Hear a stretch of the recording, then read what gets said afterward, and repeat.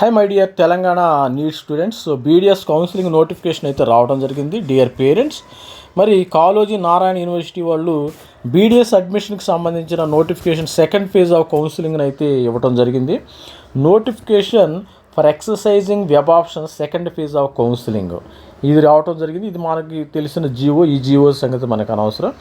The candidate whose names are eligible candidate list. మరి merit లిస్టులు ఎవరైతే ఉన్నారో అదంతా మీ అందరికీ తెలుసు, నేను చెప్పాల్సిన అవసరం లేదు. 26వ తారీఖు మరి సెప్టెంబర్ మెరిట్ లిస్ట్ రావడం జరిగింది. దానిలో ఉన్న వాళ్ళే మరి వెబ్ ఆప్షన్స్ అయితే పెట్టుకోవాలి. All eligible candidates whose names are displayed in provisional final merit list including physical handicapped, PMC అంగులు. ఇది విషయం ఉంది మనకి వెబ్ ఆప్షన్స్ అయితే ఎప్పుడెప్పుడు పెట్టుకోవాలి. మరి ఒక 8వ తారీఖు, ఈరోజు నేను 7వ తారీఖు, రేపు 8వ తారీఖు మంగళవారము 6 గంటల మార్నింగ్ 6 గంటలకి స్టార్ట్ అవ్వాలి. 8వ తారీఖు అక్టోబరు 6 గంటలకు మార్నింగు. అదేవిధంగా 9వ తారీఖు మధ్యాహ్నము 12 నూను. 12 తర్వాత అయితే మీకు ఎక్స్పైర్ అవుతుంది. అంటే 11:59 AM గుర్తుపెట్టుకోండి. 12 అయితే వెబ్సైట్ క్లోజ్ అవటం ఖాయం. ఇది గుర్తుపెట్టుకోండి. 6 AM October 8, 6 AM October 8, 6 AM. మరి 12th 9th October before 12 noon అంటే 11:59 AM అని గుర్తుపెట్టుకోండి. అదేవిధంగా టర్మ్స్ కండిషన్స్ అనేవి మనకు తెలిసిందే. మనం ఆల్రెడీ మరి టర్మ్స్ కండిషన్స్ చెప్పాం కదా. Candidates who allotted seats in first phase of counselling not reported discontinues. First ఫేజ్లో ఎవరైతే మరి సీట్ వచ్చినా కానీ they are not reported in BDS colleges, they are not eligible. అది గుర్తుపెట్టుకోండి. ఫస్ట్ ఫేజ్లో సీట్ వచ్చింది కానీ they are not reported. That's why they are not eligible for second phase web counselling. They are not eligible. Second requirement ఏంటంటే candidate who have not exercised in first phase of counselling in web options.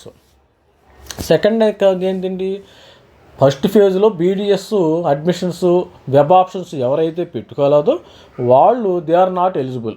వాళ్ళు పెట్టుకోవాల్సిన వాళ్ళు not eligible, వాళ్ళకి permission లేదు.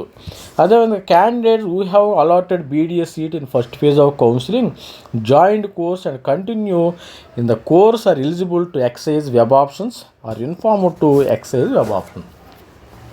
మూడోది ఏంటంటే first ఫేజ్లో seat ఎవరికైతే బీడిఎస్ సీటు వస్తుందో వాళ్ళు they are eligible to apply for the second phase. అంటే మరి బెటర్ కాలేజ్ చూస్ చేసుకోవచ్చు. They can choose for the better college. ఇది ఈ విధంగా టర్మ్స్ అండ్ కండిషన్స్ ఉన్నాయి.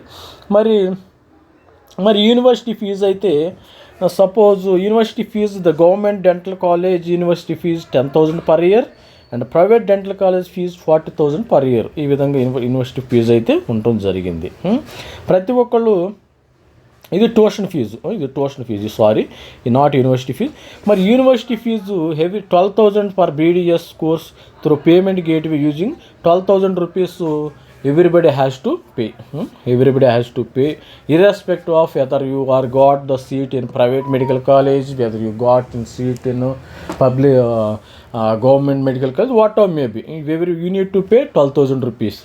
అదేవిధంగా tuition fee payable as per notified government. Tuition fee government dental college 10,000 per year, private dental college 45,000 per year. Everybody has to pay the fees. ఈ విధంగా terms and conditions అయితే ఉన్నాయి కదా మనకి. ఇది మరి అదేవిధంగా ఇక్కడ ఒక నోటిఫికేషన్ అయితే ఉండటం జరిగింది. The candidates are informed if they exercise web options for seat allotted BDS seat per their choice in web counselling. If they don't join in the course allotted they will not eligible.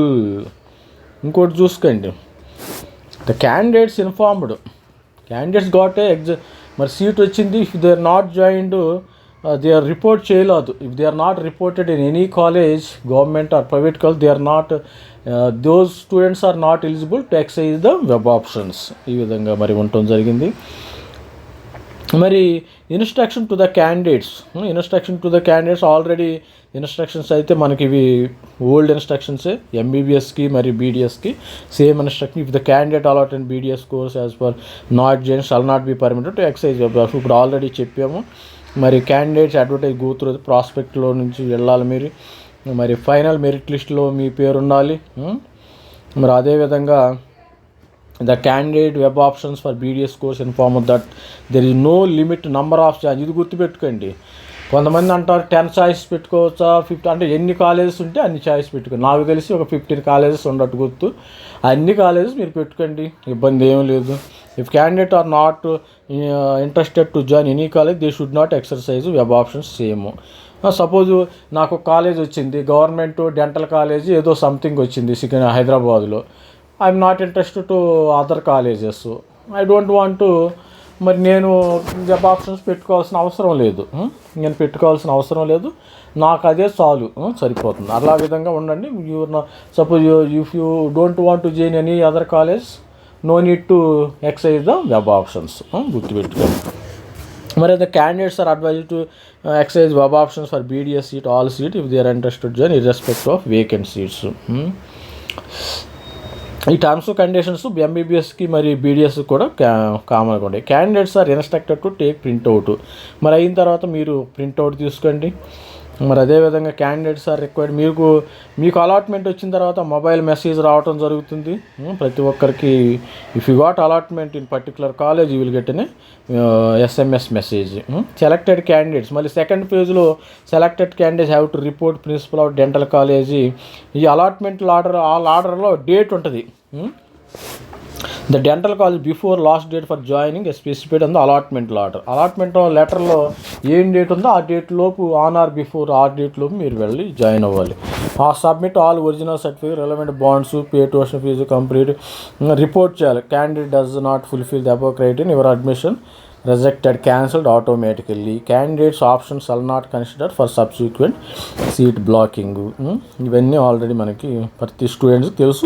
మరి ఇంకోసారి నేను remind చేస్తున్నా, just I'm reminding everybody for reminding. తర్వాత మరి candidate faces any difficulty, ఈ help line నెంబర్కి technical problem కానీ web options మీరు పెట్టుకోలేకపోతే ఇమ్మీడియట్గా ఈ నెంబర్ పే కొట్టండి.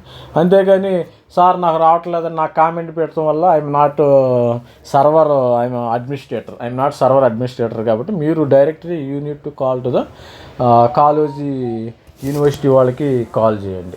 Thank you. మరి మన ఛానల్ అయితే సబ్స్క్రైబ్ చేయండి, లైక్ చేయండి, షేర్ చేయండి. Thank you, bye.